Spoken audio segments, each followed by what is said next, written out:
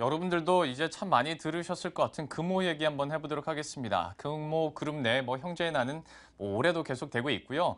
지난주였죠. 산업은행이 금호 산업 인수 가격으로 1조 200억 원이 넘는 돈을 제시하면서 박상구 회장이 다시 한번 좀 고민에 빠질 수밖에 없는 상황인데요. 전체적으로 어떻게 좀 상황이 흘러가고 있는지 취재 기자와 함께 직접 한번 이야기 나눠보도록 하겠습니다. 현재 산업부의 염현석 기자 나와 있습니다. 어서 오십시오. 네, 안녕하십니까. 아무래도 금호와 관련해서 가장 핫한 이야기는 제가 말미에 말씀드렸던 그 1조 218억 원이 되지 않을까 싶습니다. 네. 좀 뒤통수를 맞은 것 같은데 얼마나 비싼 건지 좀 비교를 하면서 분석을 해주시겠어요? 네, 지난 15일이죠. 이제 산업은행 등 이제 금호산업 채권단이 그 3일 회계법인 그리고 이제 안진 회계법인들을 이제 중심으로 이제 실사 가격을 발표했습니다. 네. 그때 이제 주당 3만 1,000원 이렇게 해서 이제 채권단이 보유한 지분 57%를 이제 추산을 해보면 예. 한 6천억 정도가 됩니다. 네. 여기에 이제 박삼구 회장이 이제 채권단과 협상을 해야 될 가격은 57% 중에 50% 플러스 1주입니다. 그렇죠. 이거를 이제 아까 그 6천억 수준에서 생각을 해보면 한 5,200억 정도가 네. 나옵니다. 네네. 이거는 여기에 이제 경영권 프리미엄이라는 게 이제 빠져 있기 때문에 네. 그걸 이제 보통 시중에서 생각을 하는 이제 30% 이렇게 예. 붙이면 한 7천억 원 선 이렇게 나왔습니다. 통상적으로 저희가 그렇게 예상을 했었죠. 그랬었죠. 예. 근데 이제 지난주죠. 이제 산업은행이 이제 갑자기 1조 218억 원을 네. 박상구 회장에게 이렇게 제시를 합니다. 예. 주당 5만 9천 원입니다. 네네. 지금 주가가 한 2만 원이 좀 안 됩니다. 네. 그것보다 하면 거의 한 3배 가까운 이렇게 엄청난 금액인데요. 그 이를 3만 1천 원보다 이제 그 채권단이 산정한 그 3만 1천 원에 경영권 프리미엄이 무려 90%가 붙은 겁니다. 예. 그러니까 실사 가격에 2배를 붙인 거죠. 네. 이는 또 현재 주식 시장의 거의 3배 가까운 이렇게 높은 가격입니다. 그러니까 사실 실사 가격이 변한 건 아닐 테고 네.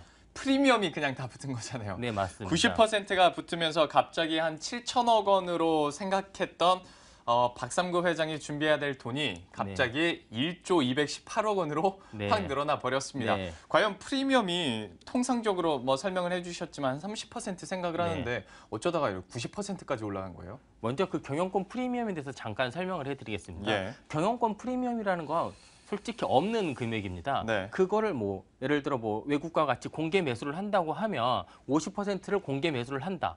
그러면 지금 18,000원이니 내가 2만 원에 사겠다. 그러면 네. 경영권 프리미엄이 2,000원이 붙은 겁니다. 네. 근데 이제 소액주주들 같은 경우에는 지금 현재 시가보다 한 2,000원을 더 준다라고 했었을 때 어떻겠습니까? 당연히 많이 파는 게 많겠죠. 근데 우리나라 같은 경우에는 이런 공개 매수 청구 이런 걸 잘 하지 않습니다. 그냥 예. 블록딜로 채권단으로부터 통으로 사오니까 예. 여기에서 이제 경영권 프리미엄이라는 게 붙었습니다. 이 때문에 이 경영권 프리미엄 자체가 그 가격을 좌지우지하는 중요한 요건으로 하나가 됐는데요. 채권단이 갑자기 경영권 프리미엄을 90%나 붙인 건 이유가 있습니다. 예. 어느 채권단도 불만을 가지지 않게 하기 위해서입니다. 채권단이 수가 많기 때문에 어느 쪽은 좀 싸더라도 빨리 팔고 어느 쪽은 되도록 좀 비싸게 팔아야 되는 이런 서로의 입장이 있는데 어찌됐건 많이 비싸게 팔면 전부 다 만족할 수 있기 때문에 이렇게 네. 경영권 프리미엄이 엄청나게 붙은 겁니다. 실제 또 산업은행과 미래에셋이 금호 산업의 최대 주주거든요. 네. 미래에셋 같은 경우는 미래에셋이 본인들의 돈을 넣는 게 아니라 주주들, 그러니까 FI들을 모아서 이렇게 투자를 했습니다. 예. 당연히 싸게 팔면 안 됩니다. 산업은행 역시 요즘에 헐값 매각이다 이런 거에 대해서 논란이 많잖아요. 포스코든.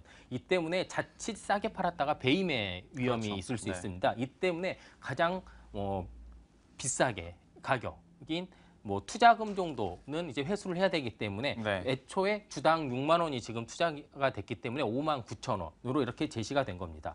여기에 또 금호 산업이 또 특성이 하나 있습니다. 금호 아시아나 그룹의 지주 회사입니다. 예. 이 때문에 금호 산업을 지배를 하게 되면 아시아나 항공, 금호 리조트, 네. 금호 터미널, 금호 예. 고속 등 그 예하 모든 계열사들을 다 지배를 할 수 있습니다. 예. 그리고 아시아나 항공 역시 양대 국적 항공사로 유명한데요. 여기를 경영할 수 있기 때문에 이렇게 많은 경영 프리미엄이 붙은 것으로 이제 시장은 분석하고 있습니다. 사실 금호 산업에 대해서는 그 프리미엄에 대해서는 아마 여러분들도 잘 아실 것 같습니다. 그러니까 금호 산업만 인수를 하면 물론 뭐 고소 그리고 택배 산업이랄지 아니면 가장 큰 아시아나 항공까지도 좀 지배를 할 수 있기 때문에 뭐 프리미엄은 붙겠지 싶었는데 사실 네, 그렇죠. 90%라고는 아마 거의 생각을 못했을 것 같고 뭐 염현석 기자도 설명을 해줬지만 자세히 아주 단순화시키면 프리미엄이 그냥 부르는 게 값인 거잖아요. 네, 맞습니다. 뭐 그러다 보니까 좀 이렇게 90%까지 훌쩍 뛰어넘으면서 1조 원이 넘는 인수 가격을 제시하게 된 것 같습니다. 이렇게 되면 이제 또 내부에서 금호 아시아나그룹 측에서는 골치가 많이 아플 것 같습니다. 한 달 안에 우선 매수 청구권 행사 그렇죠. 결정을 할지 안 할지도 네. 당장 결정을 해야 되는데 이게 사정이 좀 어떤가요? 뭐 금호아시아나그룹 내부는 한마디로 뒤통수를 맞았다는 분위기입니다. 네. 뭐 회계법인이 실사 가격 6천억 원을 냈을 때도 그때 시가보다 2배가 높은 가격이었습니다. 네. 이 때문에 거기에는 여기 경영권 프리미엄이 없는 가격이라고 밝혔음에도 금호그룹 측에서는 여기에는 경영권 프리미엄이 들어있는 가격이다. 그리고 이거 6천억 자체도 생각보다 높다라고 예. 했습니다. 그런데 여기에 40%가 더 붙은 겁니다. 네네. 당연히 금호그룹 내부는 비상일 수밖에 없는 겁니다.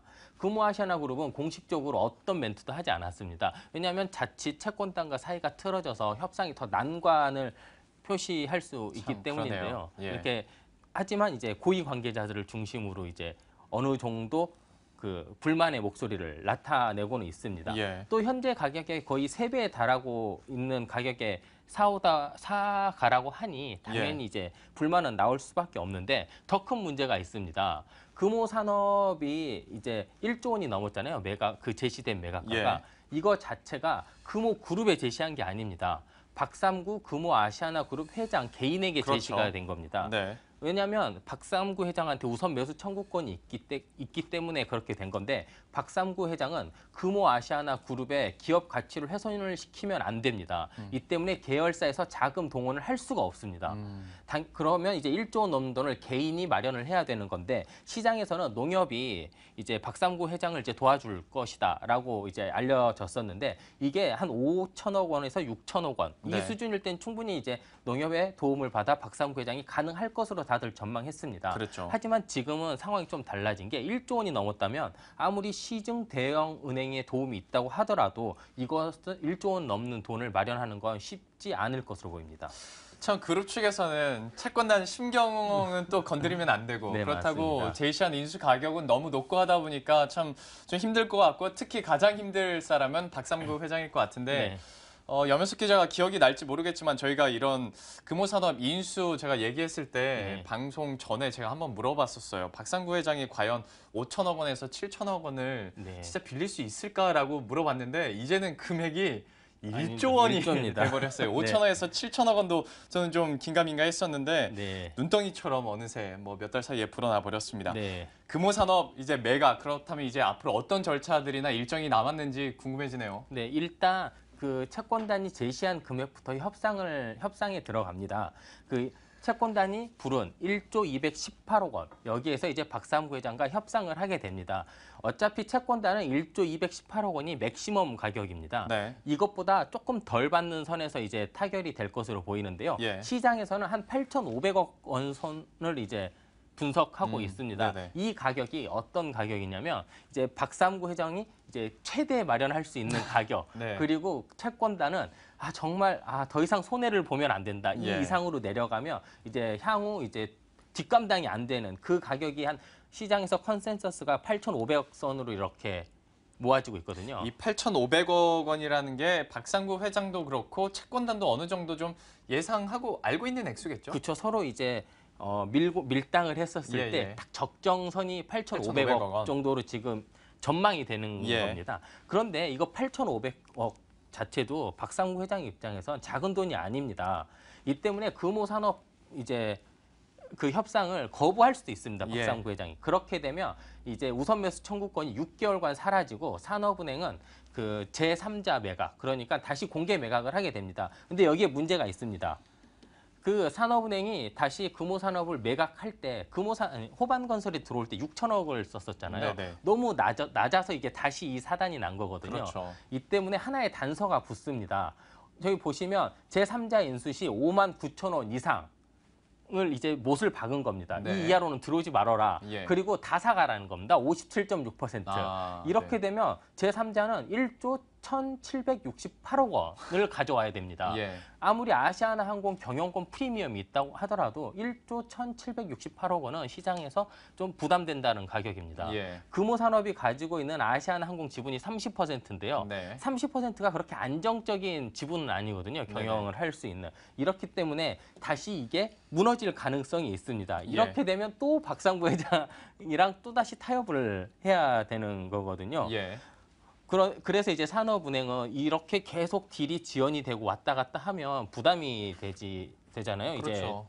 주관사로서. 이렇기 때문에 이제 앞으로는 금호 산업 매각이 실패를 하게 되면 제3자 매각부터는 미래 에셋 자산 운용에 이제 매각 지휘권을 넘기고 앞으로 이제 미래 에셋이 담당하고 하게 될 것으로 보입니다. 그러면 자칫하면 또 엄청 장기전으로 길어질 수도 네, 있겠네요. 맞습니다.